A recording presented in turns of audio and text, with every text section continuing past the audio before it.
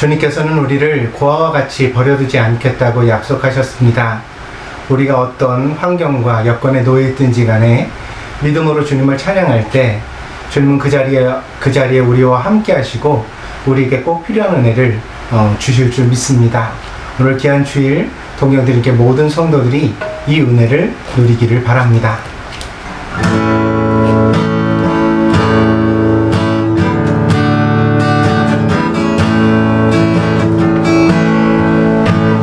예수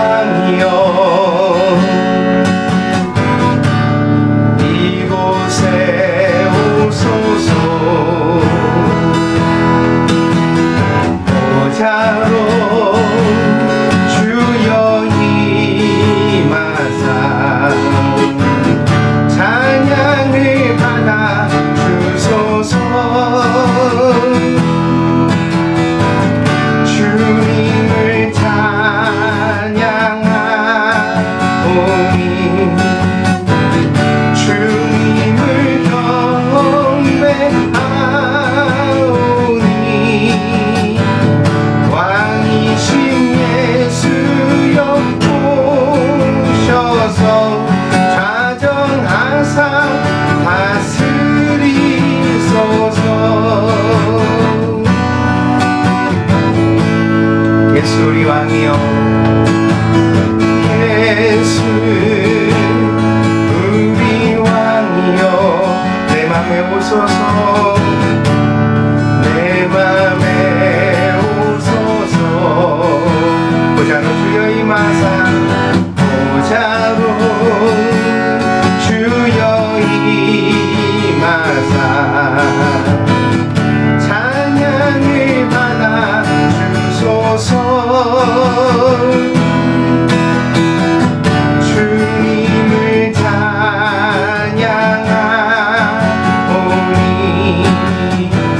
주님을 경배하오니, 왕이신 예수여 오셔서 자정하사 다스리소서.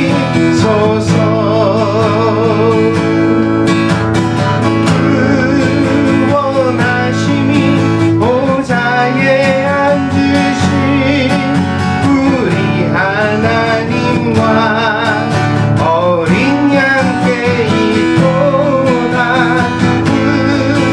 원하심이 보좌에 앉으신 우리 하나님과 어린 양께 있도다.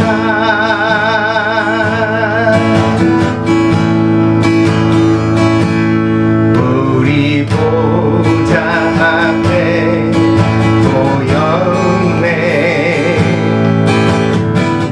함께 주를 찬양하며 하나님의 사랑 그 아들 주셨네. 그의 피로 우린 구원받았네. 십자가에서 쏟으신 그 사랑 강같이 온 땅에 흘러 각 나라와 족속 백성 방언에서 구원받고 주 경배드리네.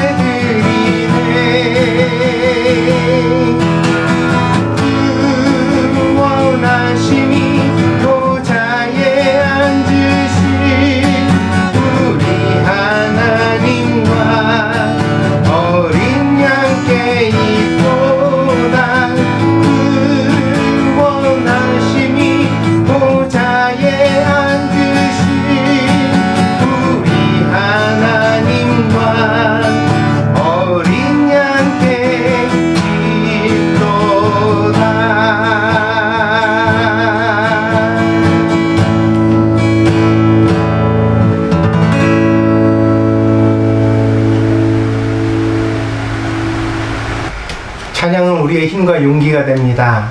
찬양 속에서 하나님을 만날 때 우리는 어떤 환경도 극복해 갈 수 있는 그런 믿음의 저력을 얻게 되어집니다. 무력해지는 요즘입니다. 찬양을 통하여 더욱 하나님이 주신 믿음의 힘을 공급받게 되어지기를 바랍니다. 함께 찬양합니다. 나의 가장 낮은 마음.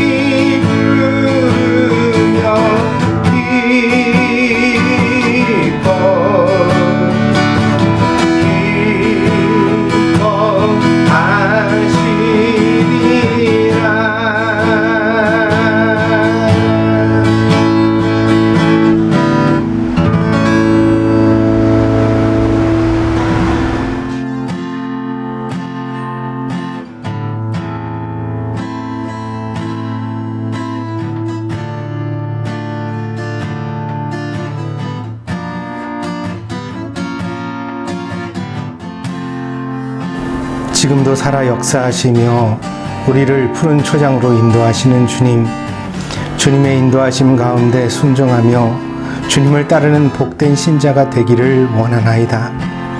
부족한 우리들을 따뜻한 주님의 은혜로 덮어주시고 오늘도 하늘의 만나를 내려 우리가 영적으로 충만하게 하여 주옵소서.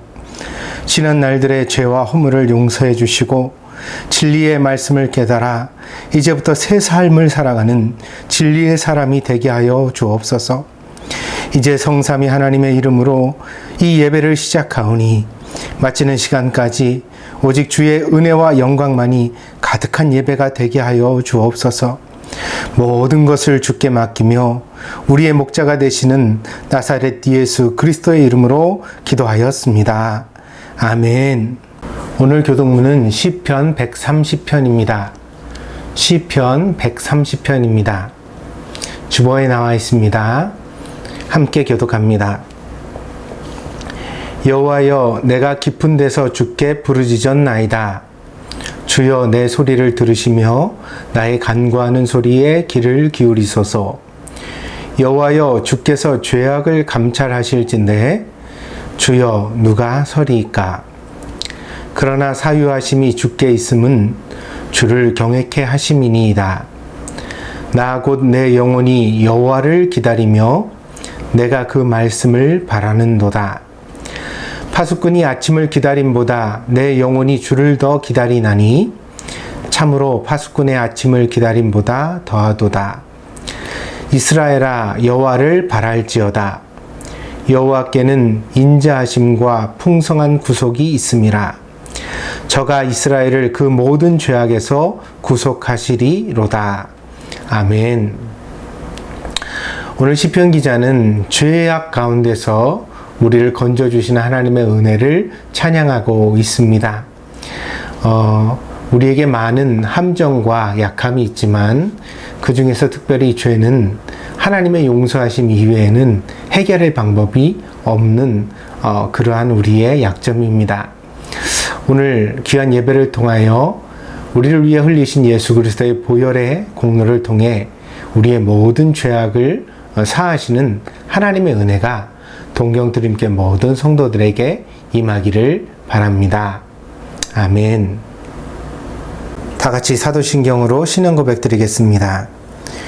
와레와 덴치노 주크리노시 젠노노 치치나로 카미오 신즈 와레와 소노이 도리코 와레라노 슈 예수 그리스도 신즈 슈와 세이레이니 요리 데미쿠무라레 오토메 마리아 요리 우마레 본디오 빌라도노 모토니 쿠르시미오 오케 조지카니 츠케라레 시니테 후무라레 요미니 쿠다리 미카메니 시니노 우지오리 유카츠시 텐니 노보리테 젠노노 치치나로 카미노 미기니 자시타마오 가시코 요리 기다리테 이케로모노토 시니타로모노토 사바키 타망 와레와 세이레오 신즈 세나로 교토노 교카이 세이토노 마지와리 쯔미노 유루시 가라다노 오카츠 에이엔노 세이메이오 신즈 아멘.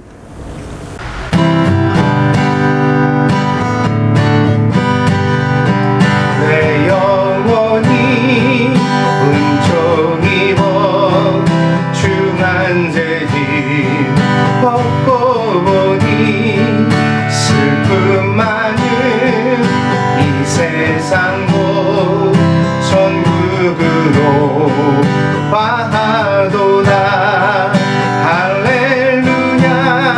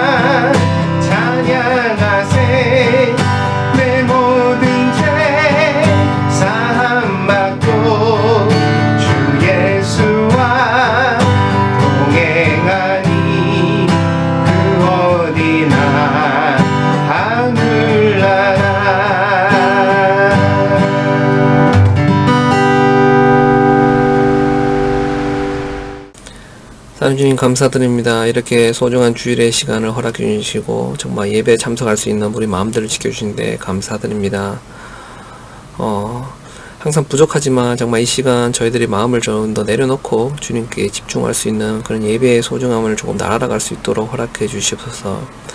그리고 지금까지 누려왔던 그런 모임과 예배의 시간들을 주님께서 정말 이번 코로나를 통해서 얼마나 그것들이 소중해하였고 그런 만남의 관계들이 얼마나 소중했는지 감사했는지 한 번 더 알게 되는 시간이 되었는 것 같습니다. 주님, 정말 주님께서 정말 저희들을 항상 사랑으로서 이끌어주신 그 결과에 대해서 조금 더 한 번 더 생각할 수 있는 그런 시간이 될 수 있도록 허락해 주시옵소서. 그리고 사랑하는 주님, 어떻게 보면 이 인터넷상으로서 예배를 드리는 이 시간이지만 정말 주님께서 동일한 축복과 사랑과 정말 우리 마음들을 허락해 주시고 조금 더 말씀에 집중할 수 있도록 우리 마음들을 지켜 주시옵소서. 그리고 특히 한일 관계 여러 가지 어려운 부분들이 많이 발생하는 시간입니다. 정말 이런 문제점들도 빠른 시일 내에 잘 해결할 수 있도록 도와주시고 정말 우리들도 정말 한국에 돌아가서 가족들을 만날 수 있는 그런 소중한 시간도 될 수 있도록 허락해 주시옵소서. 그리고 멀리서 지금 한국에 가 있으신 저희 목사님 정말 그 건강 또한 지켜주시옵소서. 여러 가지 그 심장에 대한 여러 병에 대한 문제점이 있다고 들었습니다. 정말 우리가 정말 기도로서 이것들을 정말 주님께 부탁드리고 정말 주님께서 저희 목사님의 마음들을 이끌어 주시고 이겨낼 수 있도록 허락해 주시옵소서. 정말 세상의 치료약으로서 그것들 해결하는 것도 아니라 그런 것이 아니라 정말 주님의 그런 말씀과 그 믿음으로서 이것들을 해결하시고 정말 건강한 모습으로 다시 우리 목사님 뵐 수 있도록 주님 허락해 주시옵소서. 하나님 주님, 그리고 우리 권사님 정말 목사님 어머니 되신 권사님 또한 주님께서 건강을 허락해 주시옵소서. 코로나 때문에 여러 가지 복합적인 그런 문제가 생기지 않도록 주님께서 좀 따뜻한 손길로 정말 주님 말씀으로서 우리 권사님 지켜주시고 그런 치료의 관계 그 다음에 이동하면서 여러 가지 그런 불상사한 그런 문제들이 안 일어날 수 있도록 주님 허락해 주시옵소서. 정말 우리가 믿음의 마음으로서 정말 기도드릴 수 있고 정말 권사님을 위해서 조금 더 우리 마음을 쏠 수 있도록 주님 우리 성도를 하나하나 하나하나 마음들을 허락해 주시옵소서. 그리고 여러 가지 일본에 있는 여러 가지 문제점 또한 있습니다. 아이들의 학교에 대한 그런 문제점, 그러면 취업에 대한 문제점, 그 다음에 사회생활에 대한 문제점, 여러 가지 그런 문제점 좀 주님께서 주님께서 이끌어 주시고, 좀 여러 가지 선택의 그런 가운데서도 주님께서 정말 우리 마음들을 허락해 주시고, 우리가 현명한 선택을 할 수 있도록 도와주시옵소서. 요즘에 너무나 어려운 시기입니다. 정말 이런 어려운 시기일수록 더욱더 정말 기도로서, 정말 말씀으로서, 정말 묵상함으로써 이것들을 해결할 수 있도록 허락해 주시옵소서. 부족합니다. 항상 주님께 헌신하는 그런 마음으로 살아갈 수 있도록 도와주시고 정말 이번 기회를 통해서 우리를 다시 돌아볼 수 있고 정말 지금까지 누려왔던 감사했던 그런 마음들을 더욱더 감사하고 정말 소중하게 남겨서 더욱더 우리가 이 코로나 문제가 잘 해결된 다음에는 더욱더 그런 관계들을 유지할 수 있고 그것들을 감사하고 살아갈 수 있도록 주님 허락해 주시옵소서. 이 모든 말씀 예수님 이름으로 기도드렸습니다. 오늘 우리에게 주신 하나님의 말씀은 사도행전 6장 1절에서 7절입니다. 사도행전 6장 1절에서 7절입니다. 받들어 봉독하겠습니다. 그때 제자가 더 많아졌는데 헬라파 유대인들이 자기의 과부들이 매일의 구제에 빠짐으로 히브리파 사람을 원망하니 12사도가 모든 제자를 불러 이르되 우리가 하나님의 말씀을 제쳐놓고 접대를 일삼는 것이 마땅하지 아니하니 형제들아 너희 가운데서 성령과 지혜가 충만하여 칭찬받는 사람 7을 택하라. 우리가 이 일을 그들에게 맡기고 우리는 오로지 기도하는 일과 말씀 사역에 힘쓰리라 하니 온 무리가 이 말을 기뻐하여 믿음과 성령이 충만한 사람 스데반과 또 빌립과 브로고로와 니가노르와 디몬과 바메나와 유대교에 입교했던 안디옥 사람 니골라를 택하여 사도들 앞에 세우니 사도들이 기도하고 그들에게 안수하니라. 하나님의 말씀이 점점 왕성하여 예루살렘에 있는 제자의 수가 더 심히 많아지고 허다한 제사장의 무리도 이 도에 복종하니라. 아멘. 한자로 사람을 나타낼 때 그 형상이 두 사람이 서로 기대어 있는 것이라고 합니다. 사람 인자는 사람 둘이 서로 기대어 있는 모습을 나타낸 모양이죠. 성경에도 사람은 남자와 여자라고 나와 있습니다. 창세기 1장 27절입니다. 하나님이 자기 형상 곧 하나님의 형상대로 사람을 창조하시되 남자와 여자를 창조하시고, 심지어 아담이 혼자 세상에 있을 때에 하나님께서 이것을 보시고 말씀하시기를 사람이 혼자 사는 것이 좋지 못하다, 그렇게 말씀하셨습니다. 창세기 2장 18절입니다. 여호와 하나님이 이르시되 사람이 혼자 사는 것이 좋지 아니하니 내가 그를 위하여 돕는 배필을 지으리라 하시니라. 우리가 이런 하나님의 말씀을 통하여 배우게 되는 것은 사람은 처음부터 혼자 살도록 디자인되어 있지 않다는 것입니다. 혹시나 오해가 없기를 바랍니다. 이것은 결혼이나 독신에 대하여 말씀을 드리는 것은 아닙니다. 신앙적인 독신을 지향하는 신부나 승려에 대한 반론도 역시 아닙니다. 왜냐하면 사람과 사람이 함께 살아간다는 것이 꼭 이성적인 관계만을 의미하는 것은 아니기 때문입니다. 인간관계에 있어서 가족이 가장 이상적이고 근간이 되는 관계라는 것은 부정할 수 없지만 사람은 그 밖에도 다양한 관계 속에서 함께 살아가고 있습니다. 친구도 있고 동료도 있고 심지어 경쟁자와 원수도 있습니다. 이처럼 다양한 사람과 사람의 관계 속에서 우리가 살아가고 있다는 것을 우리가 늘 잊지 말아야 하겠습니다. 그렇기 때문에 우리의 성취는 나 혼자의 결과가 아니라는 것입니다. 내가 만약 어떤 좋은 결과를 이루었다면 그 뒤편에는 언제나 나를 응원하고 나에게 협력하고 나를 위하여 기도해 준 사람들이 있음을 잊지 말아야 하겠습니다. 사도 바울은 고린도 교회에 보낸 편지에서 이렇게 고백한 적이 있습니다. 고린도전서 15장 10절입니다. 그러나 내가 나된 것은 하나님의 은혜로 된 것이니 내게 주신 그의 은혜가 헛되지 아니하여 내가 모든 사도보다 더 많이 수고하였으나 내가 한 것이 아니요 오직 나와 함께 하신 하나님의 은혜로라. 우리가 알거니와 사도 바울은 가장 늦게 사도로 부르심을 받았습니다. 그렇지만 가장 많이 수고한 사도이기도 했습니다. 바울을 통하여 유럽 선교의 길이 열렸고 심지어 로마에까지 복음이 전해질 수 있었습니다. 그러나 바울은 그 모든 선교의 업적을 자신의 능력이라고 말하지 않았습니다. 오히려 그는 고백하기를 이 모든 것은 하나님의 은혜라고 하였습니다. 하나님께서 나와 함께 하셨기 때문에 좋은 결과를 얻을 수 있었다고 고백했습니다. 하나님께서 어떻게 바울과 함께 하셨습니까? 물론 사도 바울이 가는 사역의 현장마다 하나님께서 큰 기적과 능력으로 함께하여 주셨습니다. 그러나 그보다 더 중요한 것은 하나님께서 바울에게 필요한 사람들을 보내어 주셨고 또한 꼭 만나야 할 사람들을 만나게 해 주셨다는 것입니다.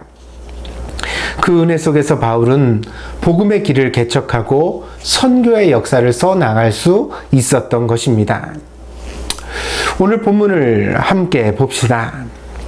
오순절에 베드로가 예루살렘에서 설교를 하자 그의 설교에 감동을 받은 사람들이 모두 나와 예수의 이름으로 세례를 받고 제자가 되었습니다. 그날의 제자의 수가 5천이나 더하여졌다고 그렇게 성경은 기록하고 있습니다.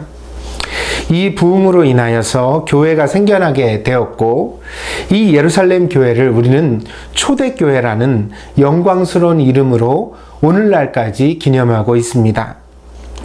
그러나 그 모범적인 초대교회라고 하여서 문제가 전혀 없었던 것은 아닙니다.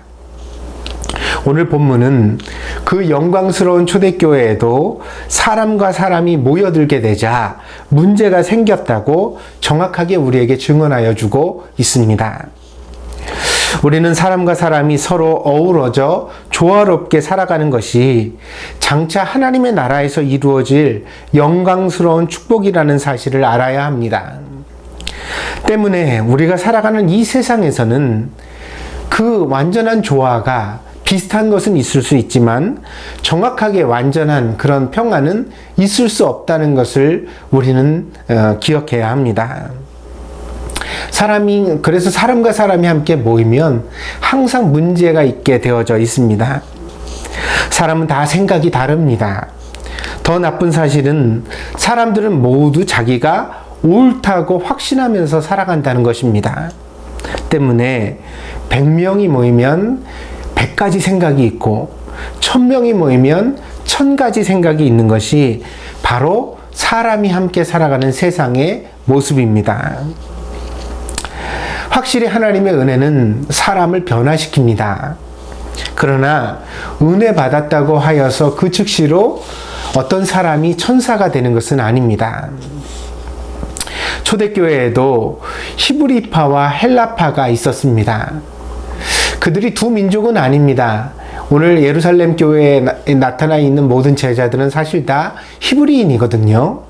그런데 이 본래 이스라엘 사람이었던 이 히브리인들이 원래 예루살렘 유대 땅에 살았던 사람들, 그래서 유대파, 외국에서 살다 들어온 사람들, 그래서 헬라파, 이렇게 구분되게 되었다는 것입니다. 그리고 심지어 오늘 본문에 보니까 원망이 생기게 되었다고 했습니다. 이 원망이라는 말은 상대방을 문제의 원인으로 지목하고 탓하게 되었다는 것입니다. 그러니까 이 문제는 너 때문이야. 이런 생각과 이런 말을 하는 사람들이 나타나게 되었다는 것이죠. 사도행전 6장 1절입니다. 그때 제자가 더 많아졌는데 헬라파 유대인들이 자기의 과부들이 매일의 구제에 빠짐으로 히브리파 사람을 원망하니. 오늘 이 초대교회에 나타난 문제의 근간은 무엇입니까? 결국 돈 문제였습니다. 구제에 빠졌다는 것은 그러니까 돈의 문제, 물질의 문제입니다. 그러니까 뭔가 이익에 대하여서 차별받고 있다. 나는 못 받았는데 너는 받았다. 이런 식의 어떤 불만이 터져나오게 된 것이죠. 가장 성스러운 곳에서 가장 상스러운 문제를 일으키는 것이 사람이라는 점을 우리는 기억해야 합니다. 때문에 우리는 마치 다른 세상에 사는 것처럼 세상의 문제에 대하여 귀를 닫고 눈을 감는 사람들이 되어서는 안 됩니다. 우리가 교회에 모였으니까 예배를 드리니까 세상에서 일어나는 그런 문제들은 우리한테는 절대로 일어나지 않겠지. 그렇지 않습니다. 사람이 모이는 곳에는 본질적으로 같습니다. 같은 문제가 생겨나게 되어져 있습니다. 그래서 우리가 이렇게 교회 안과 밖을 구별해서 교회 안은 전혀 다를 것이다 이렇게 이상적인 생각을 가지게 되어지면요, 오히려 세상의 물결이 어느 순간에 밀려와서 교회를 순식간에 난장판으로 만들어 버릴 수 있다는 것입니다. 본문의 사도들을 보십시오. 이 문제에 대하여 주저하거나 방치하지 않았습니다. 아니 무슨 교인들이 그렇게 물질에 욕심을 내고 서로 차별받았다고 싸워? 이러면서 교인들을 탓하지 않았다는 거죠. 그리고 이 문제에 대하여서 즉시로 대처하고 있는 그런 모습을 볼 수가 있습니다. 그 즉시로 사도들은 기도하고 해결책을 찾았습니다. 우리가 초대교회를 통하여 보고 배워야 하는 것은 어떻게 하면 문제 없는 교회를 이룰 것인가에 대한 해답이 아닙니다. 그러니까 우리가 어떤 방법을 동원해서든지 간에 교회를 이룬다는 것은 결국 문제를 만나게 되어져 있다는 것이죠. 그러니까 문제가 없는 교회를 이루는 방법을 성경에서 찾아서는 안 됩니다. 그렇다면 본문을 통하여 우리가 배울 것은 무엇이냐? 어떻게 이렇게 문제를 정확하게 이해하고 적절한 대답을 즉시로 내놓을 수 있는가? 참 교회가 순발력이 있구나. 참 교회가 현실 감각이 있구나. 그리고 이 모든 순발력과 현실 감각 위에 무엇보다도 참 진짜 깊은 영성이 있구나. 그래서 사람의 방식이 아니라 하나님의 방식으로 문제를 해결하는 그런 교회의 모범을 우리가 이 초대교회에서 본받아야 하겠습니다.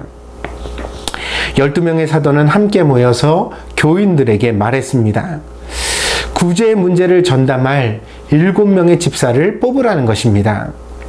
사도들은 충분히 자신들이 일방적으로 집사를 임명할 수도 있었습니다. 그렇지만 이 집사들을 교인들이 선출하게 하였습니다. 이로 인하여 교회에는 지난 2000년 동안 교인들의 대표를 직접 선출하는 민주주의의 전통이 자리할 수 있었습니다. 이 집사들의 자격을 말하며 사도들은 다음과 같은 조건을 제시하고 있습니다. 사도행전 6장 3절입니다. 형제들아, 너희 가운데서 성령과 지혜가 충만하여 칭찬받는 사람 7을 택하라. 우리가 이 일을 그들에게 맡기고. 성령이 충만한 사람을 먼저 찾으라고 그랬죠. 그러니까 영성이 있는 사람입니다. 그 다음에 지혜가 충만한 사람을 찾으라고 했습니다. 이것은 능력 있는 사람입니다. 그러니까 어떤 사람이 지혜로운지는 다른 사람들의 평가를 통하여 나타나게 되잖아요. 그러니까 이 사람들이 능력 있는 사람인 거죠. 또 칭찬을 받는 사람이라고 했습니다. 그러니까 그가 평소에 살아온 관계성을 나타내게 됩니다. 그러니까 영성이 있고 또 능력이 있더라도 다른 사람들의 마음을 헤아리고 관계를 원만하게 가지지 못하면 집사의 그런 조건, 자격이 되지 않는다고 보았다는 것이죠. 그러니까 이 모든 것의 균형을 갖춘 집사님들이 7명이 뽑히게 되어짐으로써 비로소 초대교회는 문제의 수렁에서 벗어날 수 있게 되었다는 것입니다. 뿐만 아니라 문제를 넘어 교회는 더 큰 부흥을 맞이하게 됩니다. 사도행전 6장 7절입니다.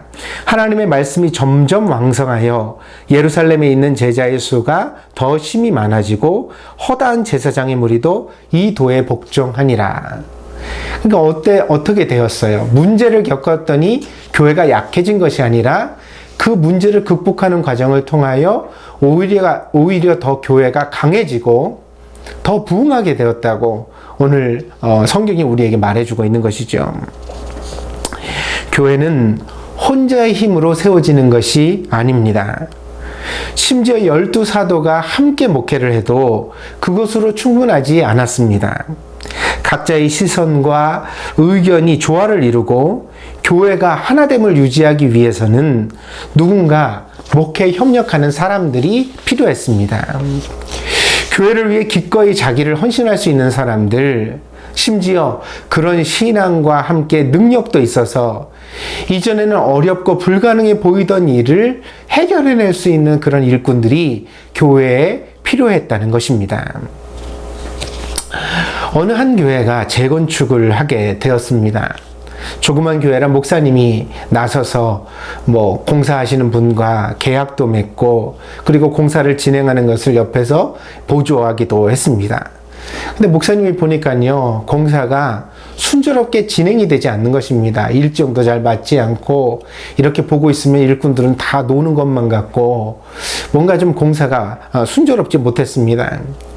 너무너무 목사님이 그걸 이제 옆에서 보면서 마음고생을 하다가 하도 안타까운 마음이 들어서 예배 시간에 성도들에게 하소연을 했답니다. 우리 교회 재건축하는데 공사장에서 이런저런 문제들이 있어가지고 이게 잘 진행이 안 돼서 요즘 목사가 참 마음이 힘듭니다. 그러면서 하소연을 하셨답니다. 그러자 예배 후에 인테리어를 업으로 하는 집사님이 한 분 찾아오셨습니다.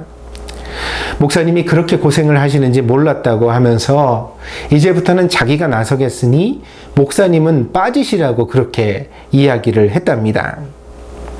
평소에 이 집사님이 생업이 바빠서 그렇게 신앙생활을 열심히 하던 분도 아니랍니다. 그래서 별로 그렇게 목사님 마음에 미덥지 않았지만 그래도 집사님이 마음 써주시는 것이 참 고마워서 집사님 말씀대로 하겠다고 그렇게 대답을 했답니다. 근데 이 집사님이 나서자마자 일은 금세 반전이 생겼다는 것입니다. 다음날 아침 새벽같이요, 이 집사님이 차를 몰고 그 공사장에 오더니 거기 이제 일을 주관하는 감독하시는 분과 만나가지고 한참 이야기를 하고 가셨대요. 그러더니 점심 나절에는 이제 인부들이 점심도 먹고 그런 시간 있잖아요. 그럴 때 다 이제 봉고차를 타고 집사님이 오시더니 차에서 잔뜩 막걸리를 내리시더라는 거예요. 그 막걸리를 사와가지고 잔뜩 내리시더라는 거예요. 일꾼들한테 한 잔씩 다 따라가지고 돌리고 그러면서 나중에 가시면서 하시는 이야기가, 아이고 우리 교회 이렇게 하시는데 수고들이 많으시니까 이따 저녁에는 제가 삼겹살 사오겠습니다. 우리 다 고기라도 좀 먹고 힘냅시다. 이러면서 이제 가셨다는 거예요. 근데 무슨 얘기를 어떻게 나누셨는지는 모르지만 하여튼 막걸리 사온 거랑 삼겹살 사온 것만 목사님은 보셨대요. 그런데 그때부터 지지부진하던 공사 현장이 일사천리로 진행되더라는 것입니다. 심지어 이전에는요, 공사 그 현장에서 인부들이 목사님을 봐도 본척만척 했는데 그 집사님이 나선 이후로는 목사님 보면은 인부들에게 웃으면서 목사님 그러면서 인사까지 하더라는 것입니다. 목사가 공사판을 어찌 알겠습니까? 그러나 공사판에 법도가 있고 방법이 있었는데 그걸 이제 목사님은 몰랐던 거지요. 그리고 인테리어를 업으로 하시는 분은 그런 현장을 자주 접했으니까는 잘 아시는 거고요. 그런 사람들을 어떻게 달래야 하는지 또 어떻게 일을 시켜야 하는지 아시는 분이니까 이제 그렇게 현장을 바꿀 수 있었다는 것이죠. 사람은 혼자 살아갈 수 없습니다. 아니, 혼자 살아가는 것은 좋지 않습니다. 목회도 혼자 할 수 없습니다. 혼자 하는 것은 좋지 않습니다. 그래서 여러 사람들의 정성과 마음이 모이고 협력해야 합니다. 그래야 건강한 교회가 됩니다.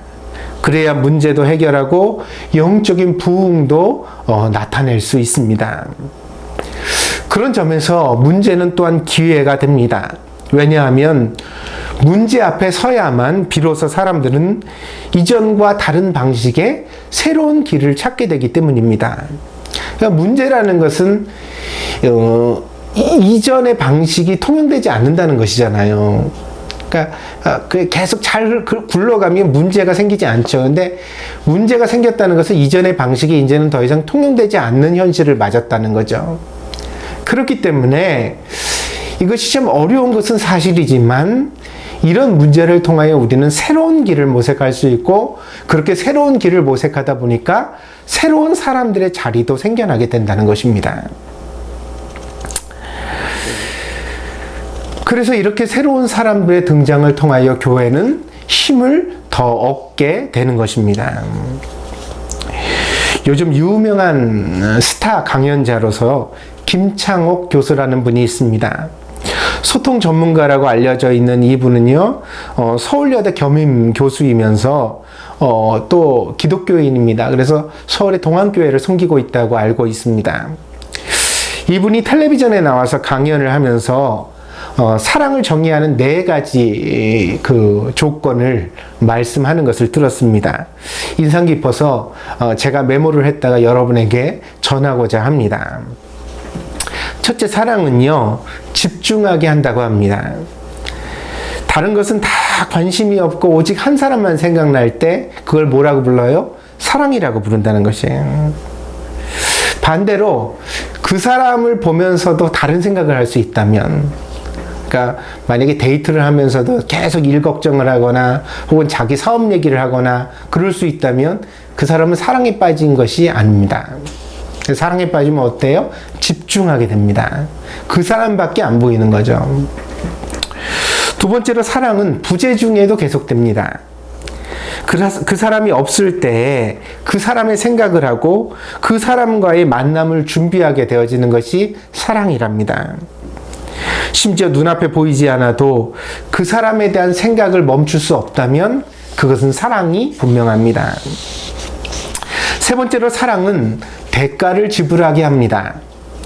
주는 것이 아깝지 않다는 것입니다. 돈도 시간도 심지어 자기 자신까지 기꺼이 줄 수 있고 주고 싶은 것이 사랑입니다. 더 주고 싶은 거죠, 자꾸. 만약 주면서 아까운 마음이 생긴다면 그것도 역시 사랑이 충만하지 않은 것입니다. 그러니까 뭐 본전 생각을 한다든가 주면서 이거 안 주고 내가 나 위해서 딴 데 쓰면은 더 좋을 텐데 뭐 이런 이기적인 생각을 하게 된다면 아직은 사랑이 아닌 거죠. 사랑한다는 것은 기꺼이 대가를 지불하는 것입니다.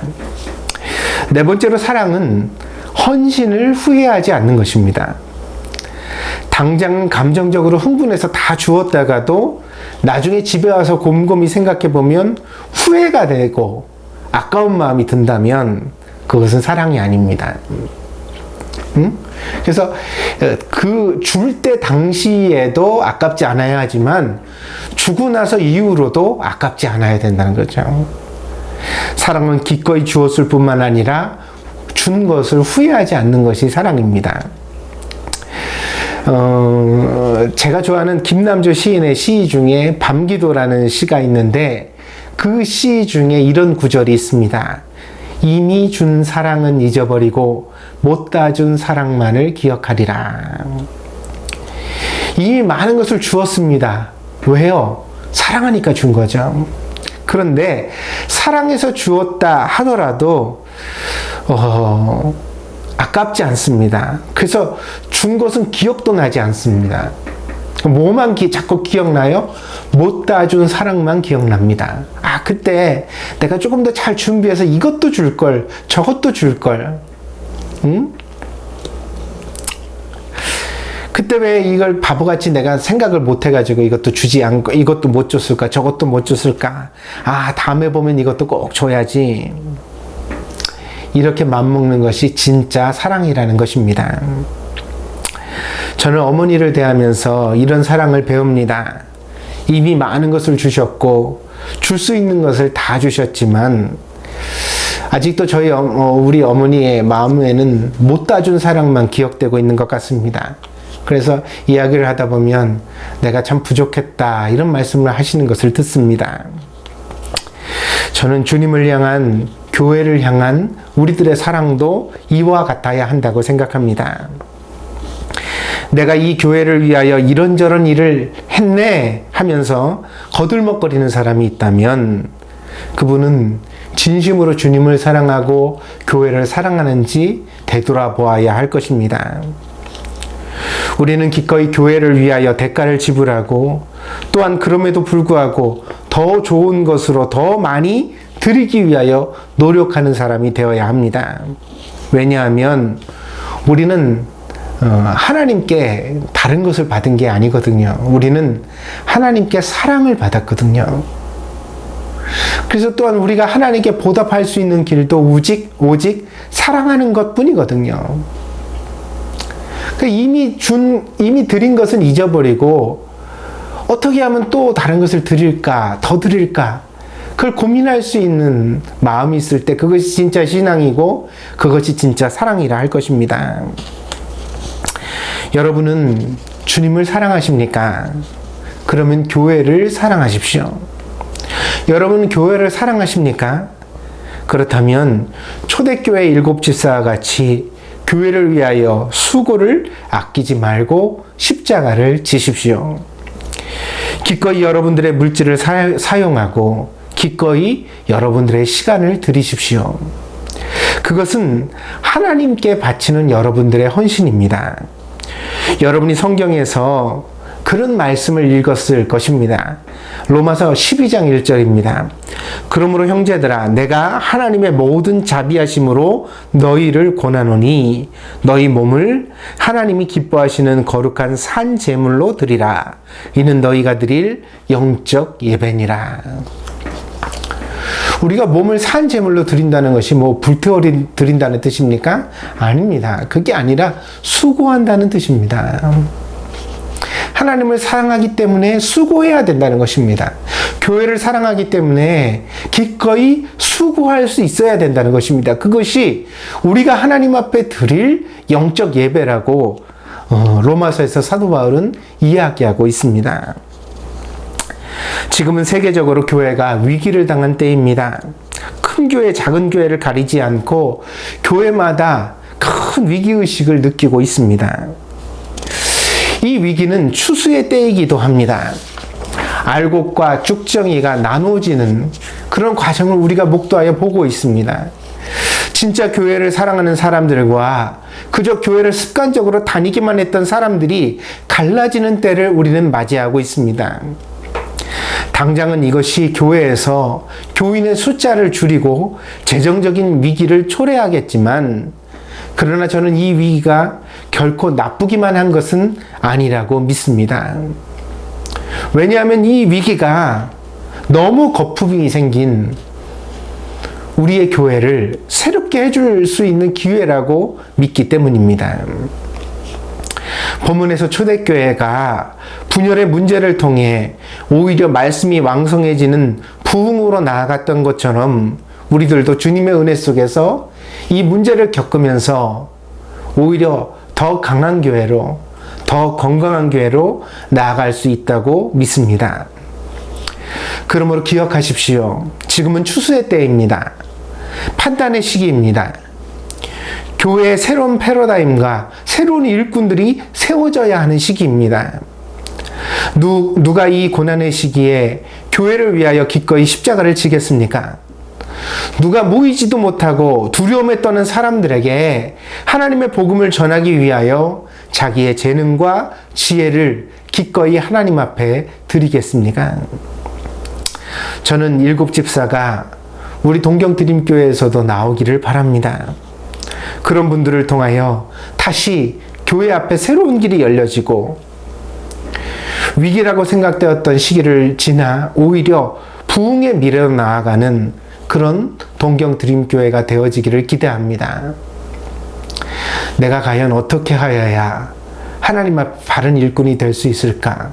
함께 기도하면서 고민해 주시는 여러분들이 되어지기를 바랍니다. 여러분, 교회는 혼자 되는 것이 아닙니다. 지금 여러분들이 교회를 위하여 팔을 거두어 붙이고 그리고 정말 진심으로 기도하고 고민하면서 나아가야 할 때입니다. 꼭 그런 은혜가 있기를 간절히 부탁드립니다. 기도하겠습니다. 복되신 주님, 교회의 역사 속에서 교회는 무수한 위기를 겪어왔지만 그 위기 때마다 하나님께서 세우신 새로운 일꾼들의 출현으로 오히려 교회는 위기를 발판 삼아 부흥으로 나아갔던 것들을 우리가 함께 기억하게 하시니 감사를 드립니다. 초대교회에 7 집사가 세워짐으로써 오히려 말씀이 왕성하여지고 교회가 크게 부흥했던 것처럼 이 위기의 시기에 동경드림교회도 하나님이 세워주시는 새로운 일꾼들을 통하여 하나님께서 주시는 아름다운 부흥으로 나아갈 수 있는 교회가 될 수 있도록 인도해 주시기를 원합니다. 혼자의 힘으로는 아무것도 할 수 없습니다. 하나님은 우리가 서로 다른 색깔과 다른 목소리를 지닌 사람들이지만 서로 협력하기를 원하십니다. 마음과 뜻을 같이 함께 협력할 때 하나님의 큰 역사와 능력이 나타나게 되는 것을 믿습니다. 그러므로 사랑하는 동경드림교회에 하나님 협력하는 마음을 더하여 주시고 부흥을 나타내 주시옵소서. 도탄에 빠진 많은 사람들, 전염병의 두려움과 공포 속에서 살아가는 많은 사람들에게 오늘 우리가 참된 복음을 전할 수 있도록 아름다운 교회를 세울 수 있도록 하나님께서 저희들에게 지혜와 능력을 더하여 주시옵소서. 함께 하시기를 간절히 원하며 모든 말씀 예수님의 이름으로 기도하였습니다. 아멘.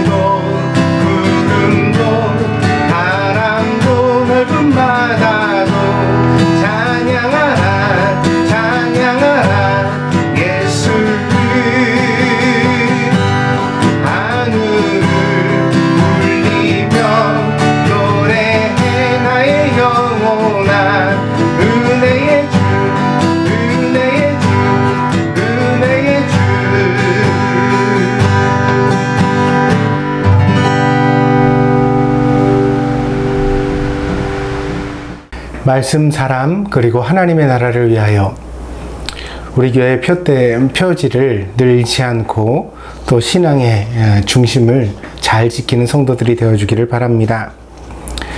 8월은 안식의 달입니다. 불안과 두려움을 기도로 극복하는 한 달이 되어지기를 바랍니다. 8월 달에는 휴가들도 원래 계획을 잡고 그러는데 여행을 하기에는 좀 안 좋은 시절이죠. 그래서 각별하게 좀 주의를 하지만 그러나 또 너무 불안과 두려움에 지치지 않도록 우리가 잘 휴식할 수 있는 방법을, 안식할 수 있는 방법을 찾아갔으면 좋겠습니다. 물론 여러 가지 레크레이션이나 오락을 통하여 쉼을 얻는 것도 중요하겠지만 지금과 같이 이렇게 힘든 때는 하나님 앞에 성실하게 기도하는 것이 또 마음의 안식이 되어지기도 합니다. 여러분이 그런 신앙의 안식을 잘 찾을 수 있게 되어지기를 바랍니다. 코로나19 바이러스에 대한 주의가 필요합니다. 마스크 사용, 손 씻기, 사회적 거리두기 잘 지켜주시고 있지요. 우리 아이들에게 다시 한번 주의를 환기하여 주시고 매주 가족들이 마음 이야기를 나누어서 해이해지지 않도록 조심해 주시기를 바랍니다.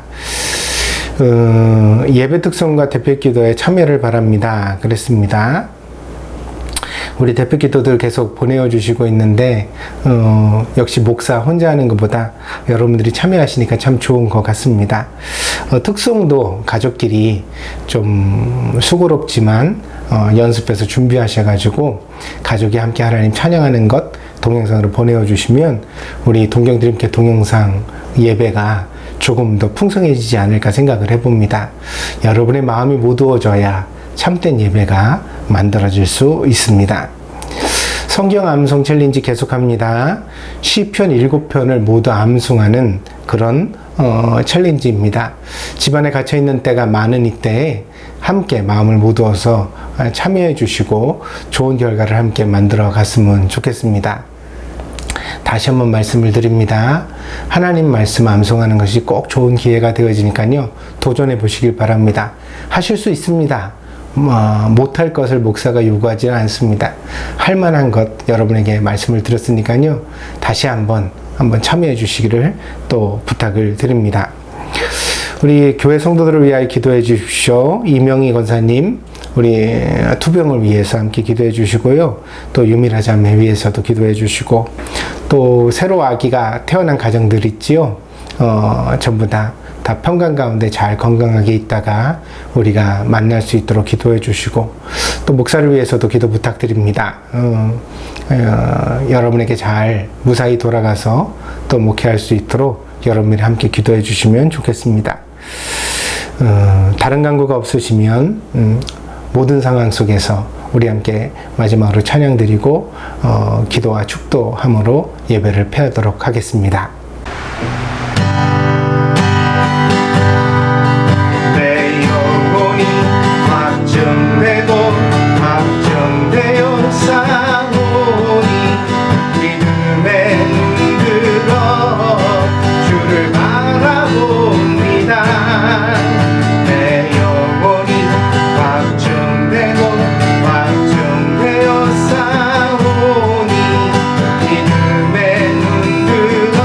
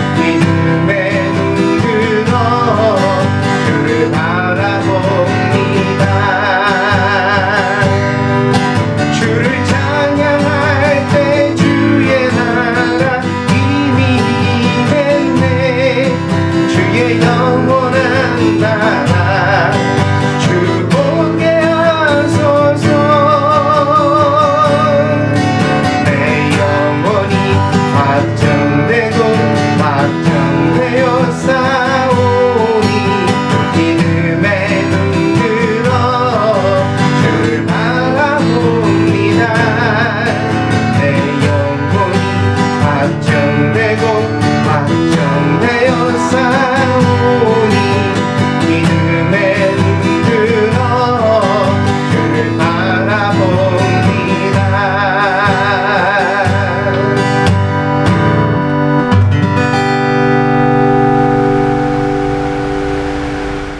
기도하겠습니다. 할렐루야. 모든 영광과 존귀를 살아계신 하나님께 돌립니다. 우리가 살아가는 동안 늘 그 하나님의 영광을 위하여 살아가게 하여 주시고 무엇을 하나 하나님의 기쁨이 되는 복된 성도가 될 수 있도록 인도하여 주시옵소서.